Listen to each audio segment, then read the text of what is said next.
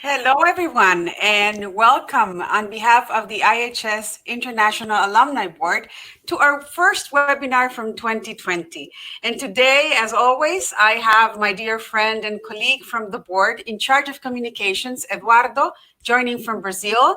And he's the person responsible for making all these, the event to be available for you today. So Eduardo, please, if you want to say some words today for the participants. Hello, guys. Thank you for joining this session with us. If you have any problems, any technical issues with the presentation or the quality of the video or the audio, just chat here and then we're going to check this for you. I hope that you have a great session today and a great presentation. And for all people that still are facing some trouble regarding the COVID situation, we hope everything's going to be back normal soon. Thank you, Eduardo. And my name is Yanu Ramirez, for those who don't know me. I'm Honduran and I'm based in Warsaw, Poland. And I would like to introduce our speaker for today. Her name is Pamela Tudge. She is based in Montreal, Canada. She's a PhD candidate, but also a lecturer at Concordia's University Fine Arts Department. She describes herself as a combination between a food nerd, an academic, and also somebody who is an environmentalist who loves design and art, who make her think deeper about the world. She has worked for more than 15 years in many different things, especially in the environmental side of climate science, art, and also education. And she has a lot of interesting things to say. I could continue giving more of her background, but I prefer for you to have this time to hear from herself all of her interesting journey, both from her PhD research and her work experience. Before I give the screen to Pamela, I would like to say, for those of you who are joining for the first time, we spent our first half hour introducing, but also Pamela will be presenting to you. During that time, please feel free to write your name. Where are you joining from? We would like to know where everybody is. You have registered, but it's nice to read your countries when we are presenting. And also all the comments, all the questions that you have, post them on the chat. And once Pamela finishes her presentation, we will go into a question and answer section for the next 25 minutes approximately. Please remember that this session and this webinar is being recorded, and it will be available later on in the makingcitieswork.net page, so you can send it to other people who couldn't join us live today. Thank you again, Pamela, for accepting our invitation, for preparing the webinar, for preparing the previous sessions. And thank you all for joining today. We have 30 people online. Hi to everywhere you are. Good morning, good afternoon, good evening. We're very happy that you're here. And Pamela, it's a pleasure to have you here. And the screen is yours. Okay, thanks. Okay, so I will, I hope everybody's doing well out there and taking care.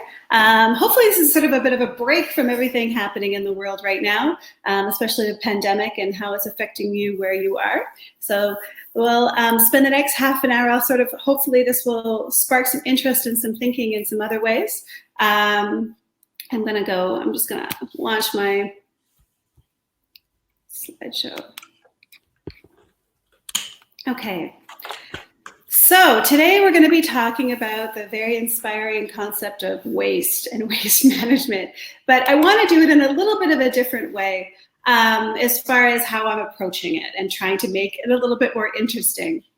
So basically a bit of my background. So I'm at Concordia University and I'm finishing my PhD, and I also teach there, and I teach in food studies. So I'm kind of in this, like, we call it like the emerging discipline of food studies. And so my work for a lot of my past research projects and a lot of my research work has been related in food themes, but particularly around related to climate change. And before this, I was really focused on working with farmers and working with different communities and really inspiring projects. But my PhD took a little bit of a different turn. So I want to talk about that today, and I want to talk about why. So first of all, we're going to talk about sort of cities and waste, And particularly, I'm focused on food waste, but also food packaging. So we're going to talk about that a little bit. My approach to dealing with waste and the waste questions in cities, I've taken sort of a critical design approach. And I've got some project work underneath of that, both in engaging other citizens in the community and also some experimental work that made me sort of think through different ways of, making waste visible. So we're going to talk about that. So there's like sort of 4 sections, and at the end, I'm going to talk very briefly about some of the next steps that I'm doing in this project, and also questions. And I think, at the very beginning, I'd like to ask everybody here, and you can kind of chime in at the end. So thinking through this through the presentation, in where you are in the world, how does your local governments or local organizations sort of engage you in things like waste management? Waste management has got to be one of the most maybe potentially boring things that affects us every day. So, I mean, how are people engaging you in your community around, the zero waste movement, around reducing food waste? Think about that, and then at the end, if you can kind of share some of what you're seeing in your community, that would be really cool. Okay, so I'm in Montreal. I'm in the city of Montreal and in Canada. This is my adopted city. I'm from Vancouver. I moved here 10 years ago. And I moved here initially to work at McGill on some climate change projects. And I worked there for about four years and learned a lot. And one of the things that I learned when I first moved here is I moved from a rural area where I was working with local farmers on some food research projects. And I moved into the middle of the city, into a residential area. And Montreal is really different than a lot of other cities in Canada. I mean, every city can be different in Canada. We're a huge country geographically. So I moved from a very culturally different city from Vancouver to the city of Montreal. And one of the first things that struck me and has continued to strike me, it never goes away, was garbage. Like I couldn't believe the amount of garbage in the city. And of course, it's not necessarily that the city of Montreal produces more garbage, it was more of the waste management. And partly that's because the city of Montreal is actually one of the oldest cities. It's a very, very old city. So the developments in the residential areas are over 100 years old. And that's old for Canada. I know, like, around the world, that doesn't sound very old, but it's old for Canada. And so, a lot of the garbage is put out on the streets. They didn't seem to have a lot of rules and regulations around it. And sort of what amazed me was, at nighttime, like after dark in the summertime, like 10 o'clock at night, the garbage trucks would come around blaring sort of like sort of punk music. And the guys would jump off and they'd put anything into the garbage trucks. Like, we're talking couches, TVs, everything would just sort of get crushed. And I would go outside and watch this, like, what is going on? Like, this is amazing. I can't believe this. Now, technically, in other cities, like, we're in Vancouver, where I grew up, there was a really, sort of more stringent laws around what you were allowed to put out. And also in rural areas, there's a whole other kind of garbage landscape. Most people have to figure out how to deal with their garbage on their farms themselves. So this kind of amazed me that you could just put anything out, a couch, and it would go into the garbage truck. And of course, living in an urban area, and maybe this is a bit more common, is that, food waste. Now we're talking everything from like edible food waste to food packaging was all over the streets when you walked through the urban areas, right? So if you looked at the ground, what you saw was mostly some kind of garbage to do with food. And I kept coming back to this. So this is kind of what inspired me to completely change my PhD research and some of the things I was looking at doing, my proposal I originally wrote, into looking at waste, because it was the most dominant and most maybe perhaps uninteresting, and was something that I just didn't really want to look at. And so when I started looking at this, I was kind of amazed. So first of all, food waste. So I started this project 5 years ago, and so I'm sort of in the writing phase. But one of the things to note is when you start, it's food waste, and waste in general actually has got a lot more attention. Europe has been doing a lot of zero waste zero food waste policies. And so is Canada. We're trying to implement something. But it's in light of some really interesting research that came out that's scary. So National Geographic published a couple of years ago that Canada was the #1 producer of garbage per capita. So not the States. Canadians love to blame the US for everything. No, apparently we are worse. We are developing more garbage. And that's not even diversion. That's not recycling or compost. Like, that is full on garbage going into garbage dumps. And, you know, when we've started recycling, especially where I'm from in Vancouver, like, you know, 20, 30 years ago. But from the time that we've been using plastics, you know, we've only recycled 9% of them. So majority of our plastics, majority of our organic waste is all going into these garbage dumps, and we're trying to manage it. It costs a lot of money to manage it. I put the 1950s reference in there because when you start looking at waste generation, my grandparents were very, very strict on waste. They grew up in a generation that had less. That was mostly rural on farms. My grandparents just passed away in their 90s recently, so they grew up in like the 20s and 30s. And if anybody knows any history about North America, that was, you know, very much before World War II, and it was a very poor era. It was the Depression. So they had this waste ethic that was really different, like as far as, you know, keeping things and reusing stuff and buying little and making stuff. But, you know, my mother's generation, who grew up in the 1950s and 60s, that changed a lot. And when you look at the numbers that are coming in, like in the research around waste, more the quantified research around waste, from the 1950s on, it's incredible what we've been able, like, we've just basically literally exponentially grown our waste as we've grown our wealth and as we've grown different ways of doing stuff.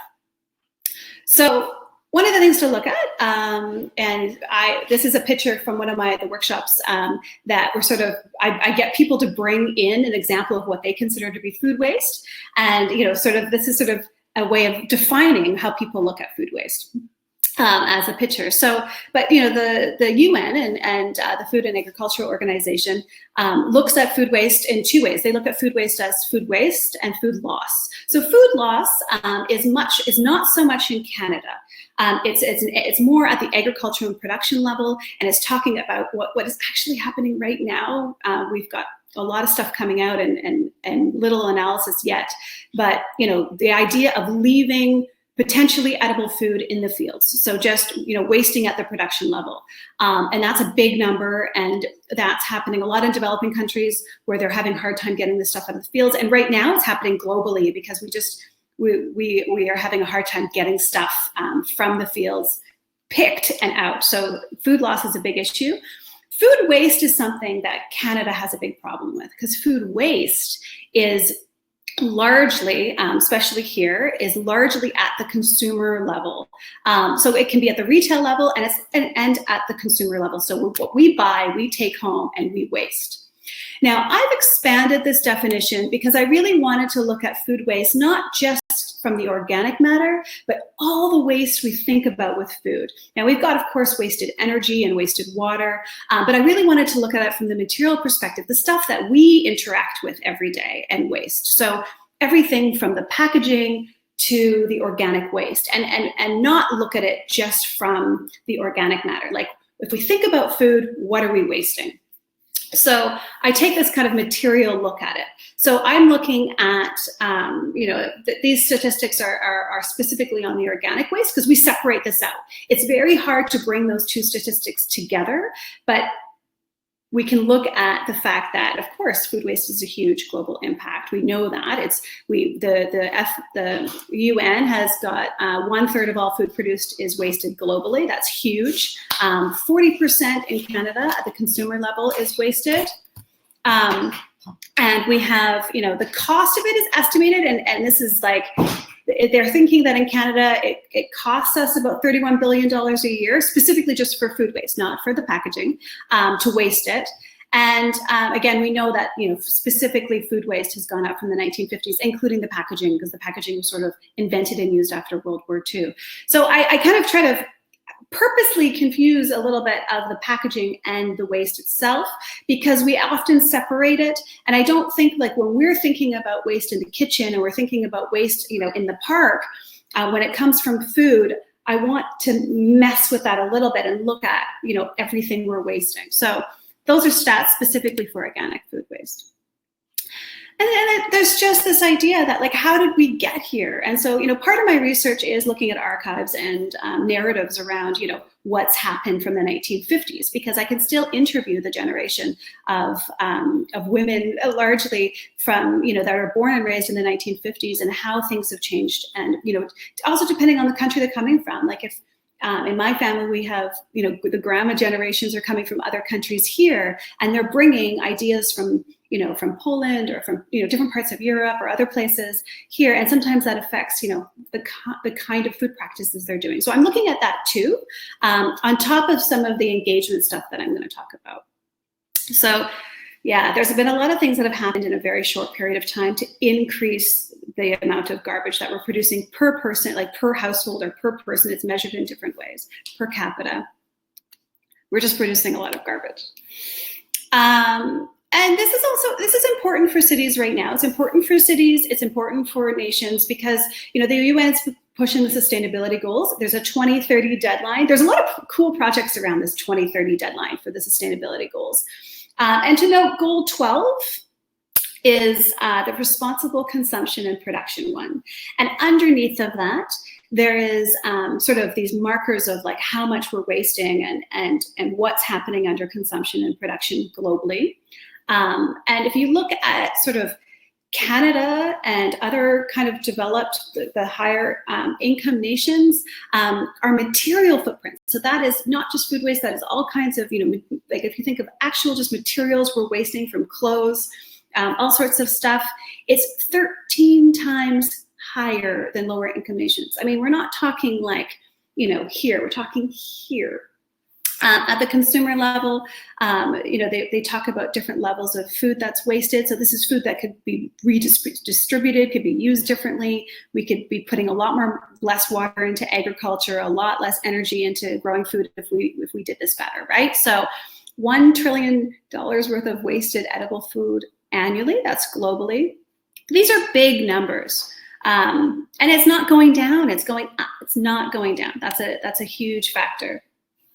And of course, you know, I mean, part of the sustainability goals is the looking at how food waste itself, I mean, not even talking about plastics and all the energy that goes into producing that and wasting something that we use for a couple minutes.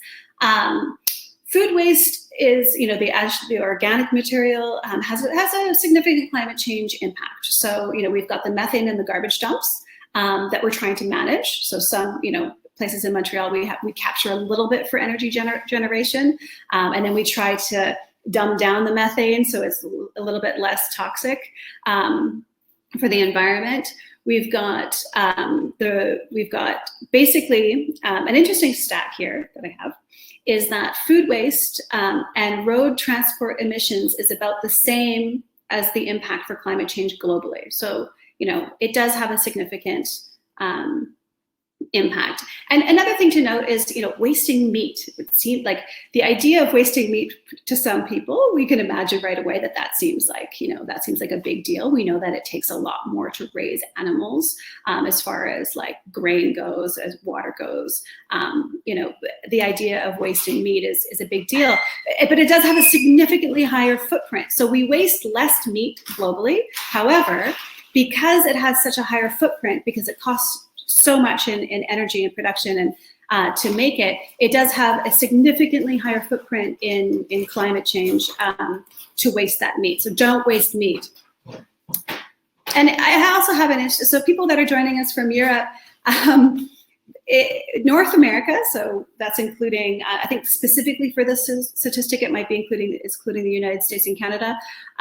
We're at 860 kilograms of CO2 produced per capita per person, and Europe is significantly lower, considering that we're about equal for development. Okay, so coming to my hood, and I love this picture. This is sort of you know, it's kind of my neighborhood. This is urban residential, built in like the late 1800s, and this picture shows the streets so clean. This is many days after garbage day, or they literally cleaned it up to take the picture. I mean, obviously you walk the streets and you have moments like this where, you know, it's really beautiful. We're post -20 winter and there's no garbage on the streets. But we in our neighborhood, in most neighborhoods in Montreal, we put the garbage on the front of the street. And animals get into it, and people get into it, and all kinds of things get into it. So you tend to have, you know, garbage bags on the front of the street for a garbage day, but you also have garbage strewn all over, and it creates a very different aesthetic in some places. So I mean, Montreal is a really cool city. We're very culturally dominated. We have lots of, you know, festivals and arts, all canceled this year, and it's, you know, it's a student-driven population, which potentially contributes to some of the garbage. So especially in the urban area, we have 4 major universities, like very big. We have McGill and Concordia are 2 big English universities, and we have 2 big French universities, UQAM, University of Quebec and Montreal, and UDM, University of Montreal. And we have 48 colleges because we have English colleges and French colleges. And we have an enormous student population. They estimate that about 150 countries are represented in the student population alone in Montreal. And despite all the different languages that are spoken in Montreal, we are a bilingual city. We're a French city. We're a French-spoken city, and we're also there's also lots of English spoken in Montreal itself. Quebec, which is the province we're in, is much more French-oriented, but Montreal tries to maintain a certain level of bilingualism, and it kind of depends on your neighborhood. I live in more of a French neighborhood, despite being a very Anglophone person. And so I have Bonjour Hi, because Bonjour Hi is actually a little controversial. We're supposed to say bonjour and not hi, but most people say Bonjour Hi. So it's a unique city. It's really interesting. It's unique for Canada. It's a very hybrid. It's got lots of, you know, very cool elements to it, with the arts being very much promoted and funded by the government here. I think we were called like a mix between Paris, like parts of Paris and parts of Brooklyn kind of thing. And New York's not very far from here in North American land-wise terms. So Montreal garbage. So I said earlier, it's like, you know, when I came here, I was like, what? This is a good example. So coming up really soon, we have our moving day. A strange thing about Montreal is that all the leases for rents expire on July 1st.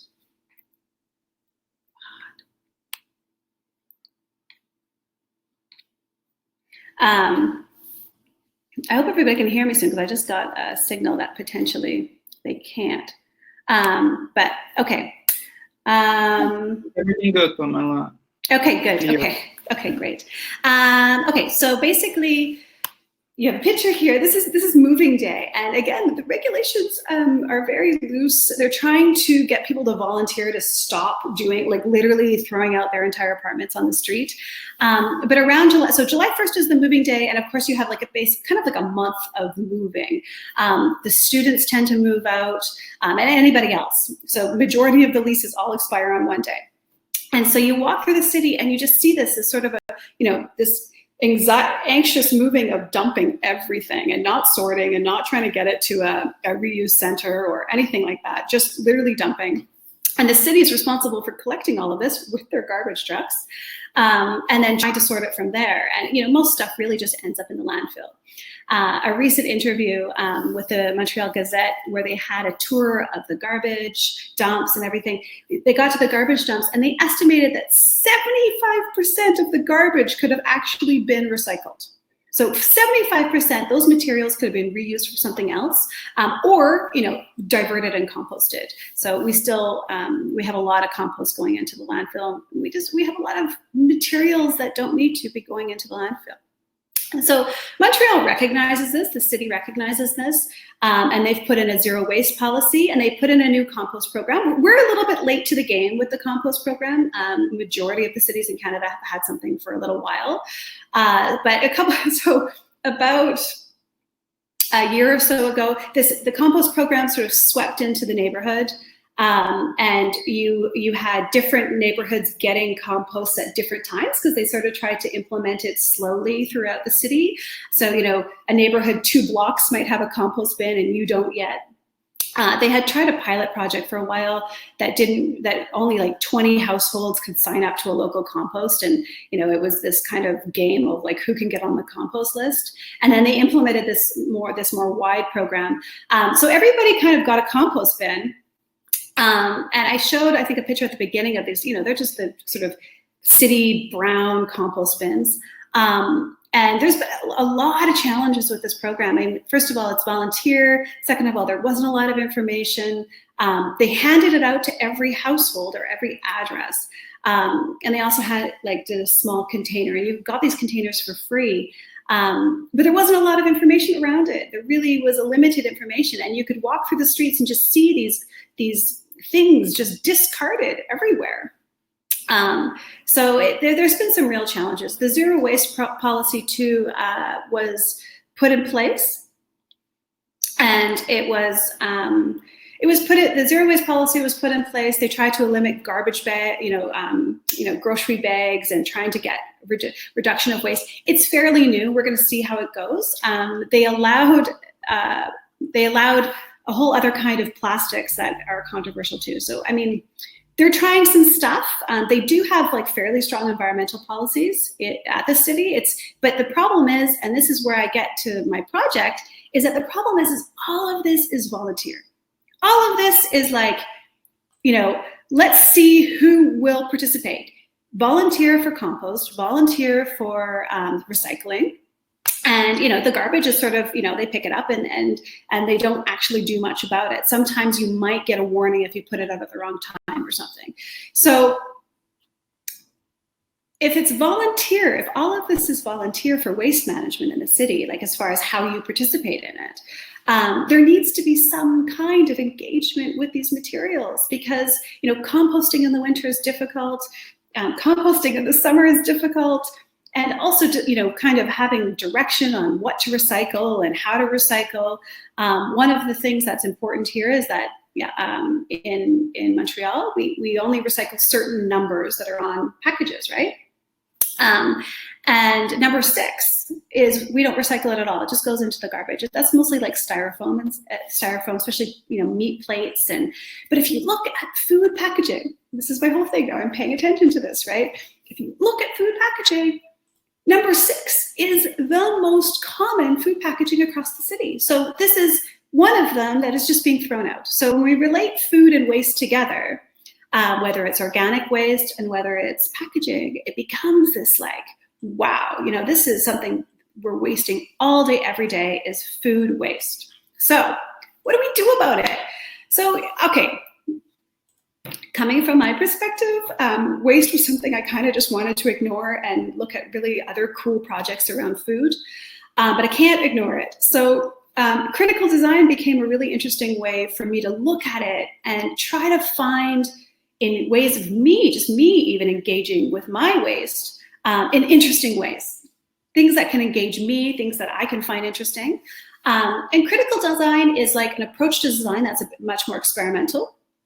Dune and Rabi is the authors of a book that's called Speculative Design that really sort of tried to define this, right? So I'm at the university, I get to play with academic ideas. So I have an example here of a critical design project that's very different than waste, but it gives you an idea that when you're designing with the ideas of critical design, you don't have to stay within, for instance, I don't have to design a better compost bin that engages people. I don't have to design, something that is, maybe, a better energy resource or whatever. That's kind of left for what they call affirmative design. Critical design is something that we can play with, something that we can open up, something that we can use design as a way of getting somewhere, but not be restricted in what already exists or making something just better. Because the reality is that for engaging people, that doesn't necessarily, a better compost bin or a cooler garbage can doesn't necessarily do it. We have to start thinking differently about this stuff. So critical design also, designers look at materials. Designers look at materials and designers look at everyday life. So there's a little bit difference there with the art practices, right? So art was another way I could do this, art-based research, another approach, but I wanted to put something in everyday life and a very material focus.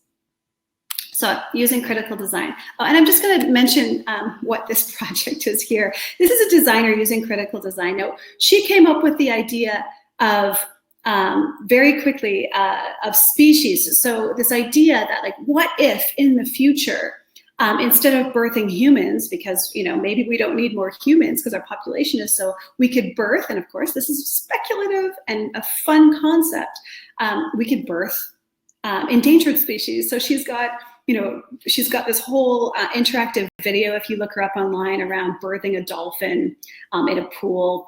And, here's a uterus that's, we've got this anatomy, we've got a shark inside.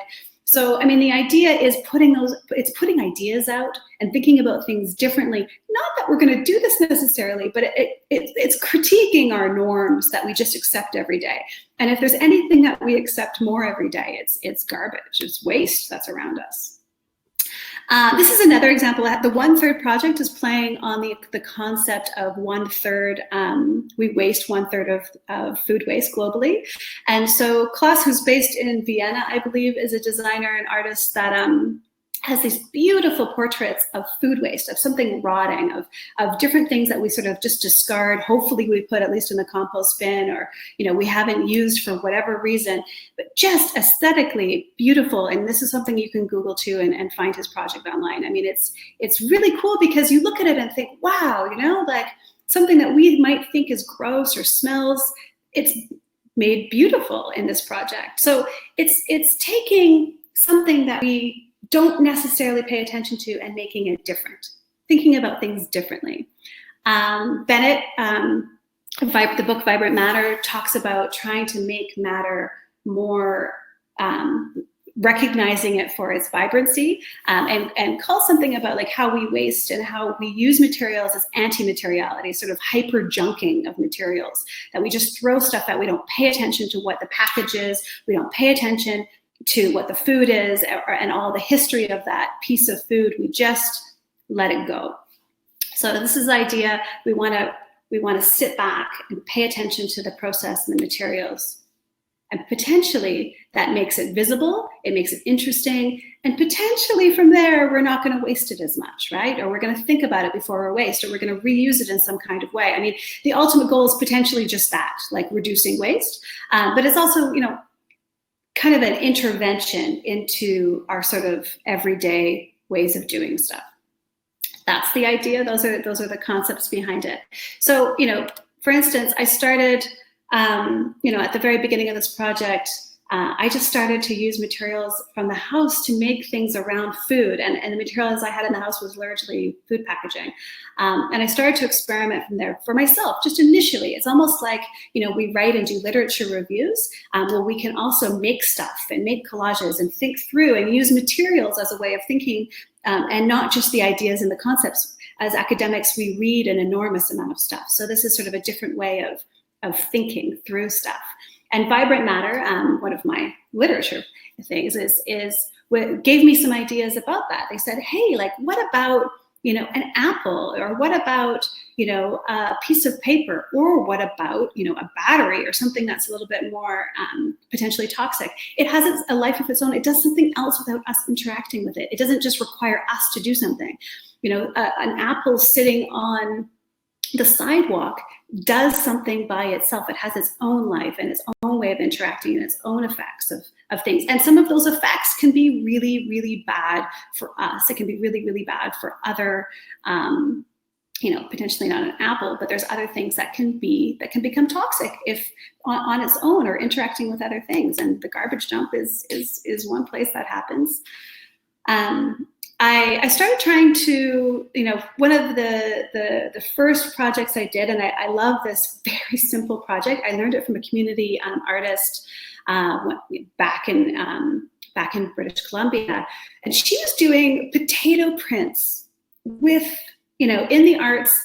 She got made fun of a little bit for it, but she was trying to bring attention to potatoes and, as an important agricultural crop. And it was the International Year of the Potato, and we started doing it with people, like, very simple, like, come along, make some potato prints. It's like when you were a kid. And oh gosh, the conversations were amazing. People were interested, they could do it. It's not complicated, it was engaging. There's kids could do it, adults could do it. We were in a public space. And it was fascinating how something so simple could create something so meaningful by the end of the day. And we hung the posters up around, the public areas that we were, and like kind of hanging up. The idea was to hang up sort of like, advertisements or whatever. So I tried this in a public space, kind of in a part of the university that's we're right downtown, Concordia University, right in the middle of the downtown core. And so I set this up in a public space on campus that has, it has some students, but it has a lot of people just from streets coming in and out, and we made a lot of potato prints. And so, I used older potatoes. I didn't use fresh ones, slightly rotting potatoes, and I had some other root vegetables. Of course, potatoes, if you've ever let them rot, you can know that they are a little bit, they produce like a little bit of a toxin. It was not quite at that point. It was amazing though. It really did engage people in the conversations around rotting vegetables and food waste. This is a video installation I did where we looked at the idea of doing dinners. So I worked with a group of people for this, and we made a video around, the dinner party concept, and then bringing all the waste from the dinner, and we added a bit more because there's a lot of waste here, into the center of the table, because the concept here was just that, at dinner parties and at official things, we hide the waste. We remove it. The idea is we don't want it anywhere near the celebration that we're doing or the social environment that we're doing it. And so I got to this point after doing a bunch of different experiments on my own and with some other groups of people, much more sort of art or design experiments. I got to this point of public pedagogy. So, going out and kind of making workshops around this theme with the food waste and the food waste and the packaging and different materials. And so I did 6 workshops, and together there was like 20 to 30 people. I had one workshop at a big community food conference that had like 40 to 50 people. And I added different things and changed the design of these every time. But the basic focus was to get people to taste food that was made with potential waste, like food that we commonly waste. And so I made different kinds of like teas with apple cores or banana bread with bananas. We all know bananas, when they go brown, they end up maybe in banana bread or other kinds of baking, different kinds of things that, potentially food that we wasted. And then we also had tables set up, with different kinds of food packaging that are really common. And the different sort of events I did it at, some of the events we took the packaging from that event, or if it was just I did some art organizations where I had to bring in my own and made sure everything was really clean beforehand to a certain point. It depended on the venue, but so part of it was also just breaking it down, making sure that, we played with it, we picked it up, the kids could do that as well. And we broke it down into different parts, and then using these different things to do collages, to do mini sculptures. And, it was very open as far as being able to make stuff that whoever's attending could make, right? So you're not supposed to have any kind of art experience. You're not supposed to be able to design something specific. But the ideas that came out of here were really important, partly because of the conversation that happens during that, partly because people wanted, people have their own memories around different materials that become interesting, and they sort of pick up and they think about those materials in a very different way that potentially they threw something similar out at lunchtime. So the theme that I had it around was Eat, Waste, Make. So the sampling of foods from commonly wasted materials, like I said, wasting, the process of breaking stuff down, looking at the packaging, looking at also brought in different kinds of compost and peels. And then the collages, like making different kinds of things from them. So this idea that instead of wasting it, we're making something and it goes back into something else. So that was the kind of the basic concept that I built over these workshops. And some workshop participants talking about it as a social space, and the manual process of breaking it down, and just this idea that, like, thinking through, like, wow, I like this quote, like, imagine if we froze somebody from the 1800s and we bring them back to life right now. They're going to be like, what is all of this? Why are we using these materials in this way? and I often think like that too, like this idea of wasting, we went from before the 1950s, if you talk to, say, my grandparents or other people, this ethic of not wasting. And after the 1950s, and for very specific cultural reasons and wealth reasons, garbage became a good thing. Garbage became a sign of much more being modern. So, I thought that this quote was really interesting from one of the participants. And the Transitions Community Conference was one of the last ones I did. And there was, it was 40 to 50 people there. It was a very big, it was a big space.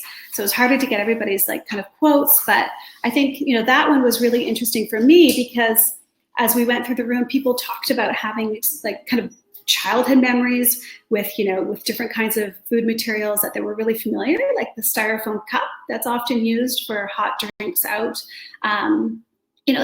Just kind of them really thinking about these materials, like sort of, you can have positive, you can have negative, but you're not throwing them away. You're engaging with it. That's the intention is. Yeah, so what are the results from these workshops specifically? I felt like it was one way of engaging and talking through the infrastructure, like being able to match the infrastructure that the city was putting out with these ideas of talking through composting, talking through waste, talking through the materials for recycling. And at the same time, this idea of using critical design to engage was really interesting for me. It made me look at things differently, and hopefully the people that I worked with, it also made them look at things differently. And being able to do public workshops, making them accessible, making them free, making them all ages, making the making process not complicated by using really simple ways of making things like collages or that kind of thing was really important. That's an important part of public pedagogy. And hopefully, in some way, all of this was making the waste visible. That's a very basic concept. So just very quickly, the next steps I'm developing as far as my PhD research goes is like a meta workshop. So taking the experience of all this and designing one sort of engagement workshop on how to engage people through these sorts of practices. And I'm working with different kinds of community organizations around that and the zero waste policy, or potentially this is what we're going towards. And I'm also looking at other narratives of making things visible. So I've got the Grandma Project right now where I'm interviewing grandmas that grew up from the 1950s around food, life histories around food and their waste narratives, how waste changed for them, but also how food practices changed for them. Because we don't want, a life history of waste. When you talk about food, waste comes out. So I'm doing that right now too. And that's it. I would love to open it up right now for questions for this, but also just even a dialogue, like what you think about this kind of approach to waste management. Potentially it's different, potentially it makes sense, potentially you think it's like, we should just be putting, ticketing people. In your community, is something working? Is something really working to get people engaged in waste management, or is something not working? I think sometimes ticketing works in some places, sometimes it doesn't. So I'd love to open up the floor for what you guys think. Thank you very much, Pamela. Can you hear me? I can hear you, yeah. Okay, I didn't have my video on. So thank you very much. This has been extremely interesting, especially I want to follow up on the Grandma Project. We have had many people from all over the world saying hi, posting where they're joining from Chile, from Africa, from Netherlands. We have the president of the board cooking and seeing the webinar. So hi, Mansi. Thank you for posting the picture. You've both made me very hungry. And there's one question, and it says, what do you suggest to do for packages, badges, and covers of packed food? Yeah, I think that's a really good question. So, yeah. One of the funny things about studying the food and the materials is that just to note, the packaging often prevents food waste, right? So often the packaging is designed to prevent the waste of the food. So there's this kind of weird relationship there. What we're seeing here as like zero waste policies come in is we are seeing, different kinds of packaging that is either composting or biodegradable. It can be a bit more expensive for things like takeout. There's no enforcement of that. They're just trying to get people to do that in some kind of way. And even with those packages, they're potentially compostable or biodegradable, but there's, they still often just end up in the dump, in the landfill. So we have a couple things. We have a potential for different kinds of packaging that will do better with waste management. We have the zero waste sort of movement, and we have zero waste stores. I know that they exist definitely in France and in Germany and places like that. We have them here. I would say at this time, if they have a zero waste sort of policy, a lot of those are becoming a little bit more pricier and a little bit more towards the expensive neighborhoods, right?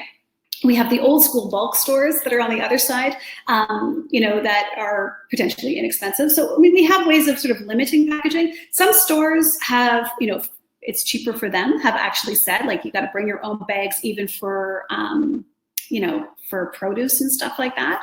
So there's ways that we're trying to reduce packaging, but I mean, I find in Montreal it's even more extensive. Like they're wrapping everything in the styrofoam and things like that. And I really think that it's not necessarily fair for small. We have a lot of small groceries, especially in the urban area, like little tiny grocery stores and fruit stands and that kind of stuff. I don't think it's fair for those owners to take on necessarily the price of changing to more sustainable packaging.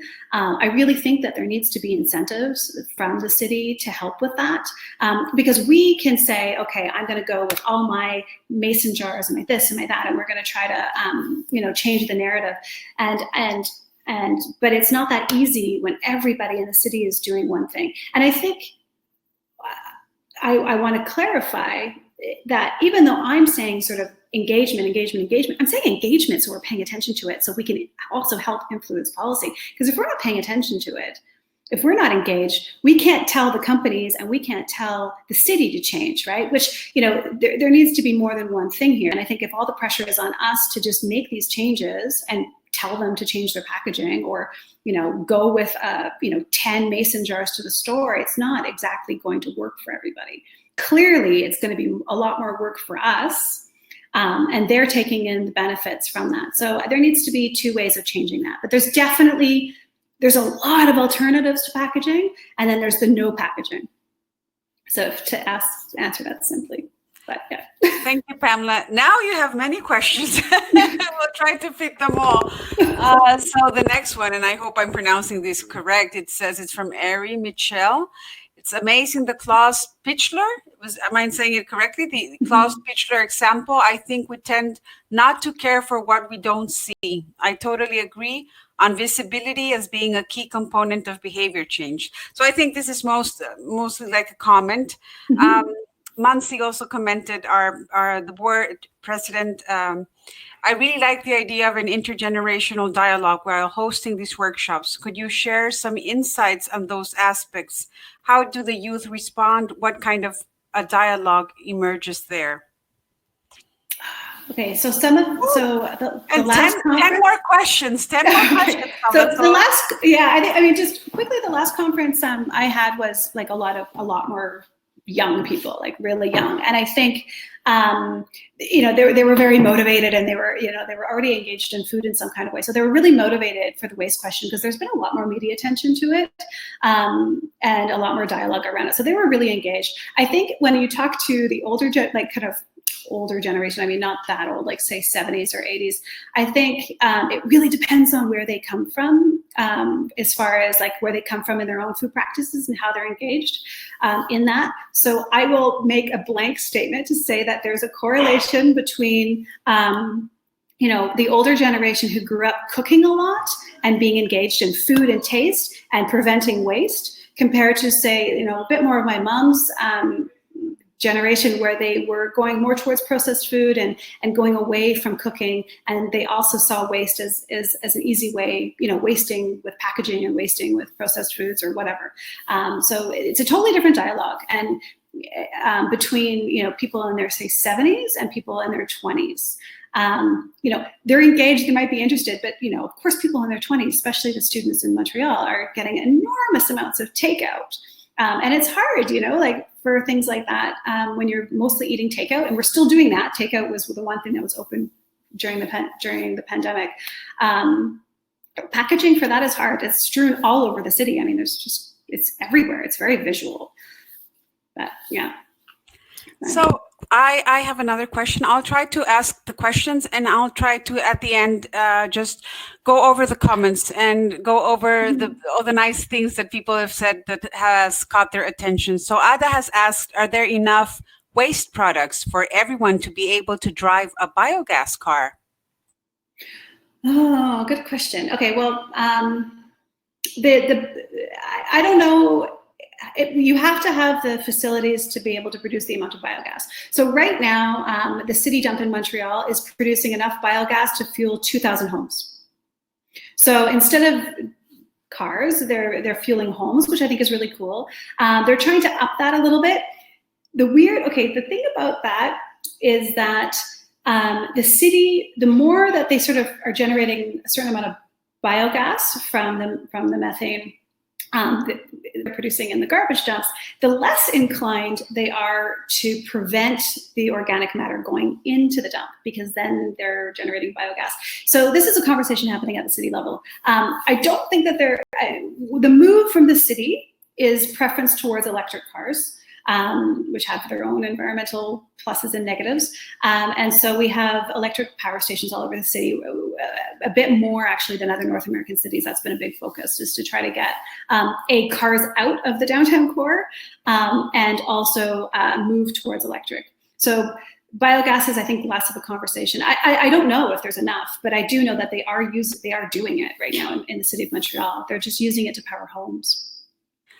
We have a question from Patricia Susana, and she says, I'm surprised that Canada just started zero waste in 2019. So until now, 2020, how is the result? How percentage the zero waste program eliminate the waste? And do you think the zero waste program changed the attitude of the people, communities inside about waste? Well, okay, so I would say that in other parts, zero waste, like for instance in Vancouver has like a very substantial waste management program, and they have a zero waste site that's been up for a long time and a lot of information. They don't necessarily produce less garbage. I can't say that Vancouver's awesome at that. It's a very wealthy city. That's where I'm from. So throughout Canada, the zero waste movement is different. It's very much at the municipal level, right? So that the cities themselves are pushing those policies. So it's not a federal thing, and it's not even a provincial thing necessarily. So that's one thing to note. So it's completely different in every city on how they're doing it. In Montreal itself, their monitoring programs are a little bit what we call weak. So the monitoring programs have been sort of per neighborhood, and they've only been monitoring a reduction in garbage. So they're not monitoring exactly the last time I talked to them and tried to get through on their stats. And none of this is really public. So it's kind of like, you can talk to them and they can say, okay, we're monitoring the Plateau neighborhood, and we're monitoring only part of the Plateau neighborhood as a sample, which is where I live. It's an urban neighborhood. And we're just looking at the reduction of garbage. And with the reduction, they've seen a reduction of garbage. It's not very much. So they're assuming that if the garbage is reduced, then it's being diverted into recycling and being diverted into the compost program. So they don't know. That's the thing. They don't really know. And the rest of the zero waste policy is still being implemented. They cut out garbage bag or plastic bags from grocery stores, but they allowed they tried to cut out single use, and they allowed bigger, like tougher plastic bags. So I'd say it's very much at the city level experimental, still trying to figure stuff out. Okay, thanks. And we have one from Sonia, who is our regional advisor, so also a very talented artist. And she says waste segregation has always been a problem in developing countries for sure. Would you further steps considering awareness regarding this, especially when you carry community discussions? And that's also in line with another question from Maria Joselinda saying about in developing countries, we don't have that kind of awareness about waste and garbage. And what do you think or suggest about just throwing the garbage in the bin? Well, I have a hard time commenting on countries that I don't live in. I think that, like, for instance, I'm married into a very gigantic Mexican family. And so I am in Mexico quite a bit, and I'm in the village, and I'm also in the Mexico City. And waste management there is what I've seen is pretty diverse. I pay attention to it. Pretty much everything goes into a garbage bin, and then of course things are sorted in a different way, right? I mean, things are recycled or reused, but in a different way that's not necessarily top up. It can be bottom. And things are different in the village because things have to be not picked up at the house, right? People have to deal with it. Kind of similar to rural areas in Canada where people have to deal with it themselves. And so there's a lot of bonfires and garbage pile burns and stuff like that. And I think one of the things that is unfortunate, which everybody probably can imagine, right? It's also somewhat similar here, but shorter time frame, is that not long ago in Mexico, almost everything was compostable or coming from, a lot of the food packaging was not plastic or styrofoam. And so it's hard for places where styrofoam is so cheap. It's so cheap. You cannot tell a market in Mexico to not use styrofoam. I mean, because the people can't go and afford some kind of like compostable, newfangled corn product, and they need to be able to get that food, without wasting it to the market. So I mean, this is not easy conversations. I think that people that have more money, like the corporations and governments that need to be able to intervene on this. We need to be engaged in it, so we're part of that conversation and supportive. But we definitely cannot say, like, to a market stand in Mexico that they need to change and start buying more expensive packaging. I mean, that's my thoughts on it anyways. Yeah, we still have a lot of comments and questions, and you know that we have to end the session and this transmission. Otherwise, I think this topic is really interesting. A lot of people want to have some comments about that. So maybe we also have Pamela's email here, so you can also contact you if they want to share or to exchange some things. But Gerald has a question. What approach you could further develop in collecting waste while being protected with COVID-19? Yeah, I think that the waste conversation has changed a lot. We're producing, like, the attempt to reduce plastic conversation has gone out the door. At this time, we're producing, there's plastic everywhere. So, I mean, I think that, again, like a lot of the stuff that, I've been talking about, sort of, engaging with it and, being aware of, how we're doing stuff at home and that kind of stuff, I think is still relevant right now. But, it's also like this is the thing is that there's different priorities. Right now, of course, our city is we're the pandemic zone for Canada. We're worse than any other city in Canada right now. So, we're not necessarily implementing zero waste right now. We're not paying attention. Like, we're putting way more plastics into the environment right now. And so it's this conversation of, like, what do we do when other things take precedent? These kinds of things start going down, even though there's still a problem. So we're gonna have to see how things, but the conversation is still happening around that, right? Because we've had some conversations locally about, oh my God, we've just, we're increasing plastics like no tomorrow because of this. So it's hard. Plastic is a really amazing material. Post-war, when they developed it, it's amazing. It's just really bad for the environment and bad for us. So. Yeah, this discussion is really important, I think, because I'm also here, living in São Paulo, Brazil, so we are facing a lot of troubles because of the corona situation.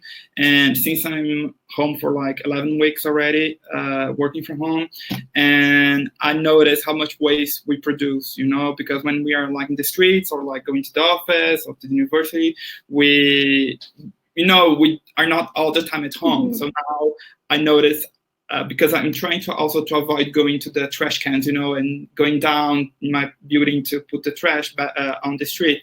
So we notice how much trash we produce, like how much plastic do we need to wrap like products and things. And I try when I go to the supermarket to not buy a lot of like packages and this kind of thing, but it's like a challenge. But like you said, it's a good time for us to think about these things and what we can do and how can we reduce, because like a lot of people is discussing this new normal situation. This is something that we really need to address and we really need to change in the future, I think. Yeah. The emphasis on the domestic has changed quite a bit in the last well, if I say few weeks, a couple of months now. Yeah, thanks. Thank you guys so much for having me. I really enjoyed that talk. And anybody that has any specific questions that they still want to ask me, Pamela Tudge at concordia.ca is down at the bottom that they can. Yeah, we also have some questions that we didn't ask you, but we are gonna send you the whole chat discussion to your email, so you can also see that. And also people who still have questions or maybe that we didn't answer them can also just contact Pamela through email, and then I think she will be glad to help and to discuss with you these issues and questions that you have. And also many comments, very nice comments and very nice ideas, and how much you've opened their how they think about it, how they will approach the solid waste topic again. So I think it was a very creative session, very different from just thinking about the solid waste management perspective of how to pick up, how to use, the final site. So it's a bit more of engaging and seeing other parts of the role we play within our community and our cities. And interesting to have the case of Canada, with which most of the people in the chat mostly think this is a place that has it all controlled, covered, and everything's being recycled and working perfectly. And you're giving us like other information and other side of the coin that we for sure didn't know about what's happening back in Canada. So thank you again, and thank you all who joined. We had more than 50 participants, which is great for our first webinar in 2020. Thank you for your time, Pamela. Thank you, Eduardo, and for the rest of the board who joined, and for our regional advisors. If you want to know more about IHS refreshing courses and our master's program and our next webinars, we have next webinar coming next week. We're going to talk about technology and street vendors. So it's also a very interesting topic. And go to our makingcitieswork.net, go to the IHS Facebook page, to the IHS official website, and look at all the events that are coming your way. And we hope to have you back. So thanks again. Have a good day. See you. Yeah, I just would like to remember that this webinar is recorded, so we're going to put the replay link on the website probably next week. So if you didn't was able to connect on time or have had any problem, we're going to put the replay link there, so don't worry. And also I would also like to ask if you could just answer the small survey about the webinar. It's also great for us to have a look and see your opinion about our transmission. Okay, thank you guys. I hope that you have a great evening or morning. I don't know where you are. Bye-bye.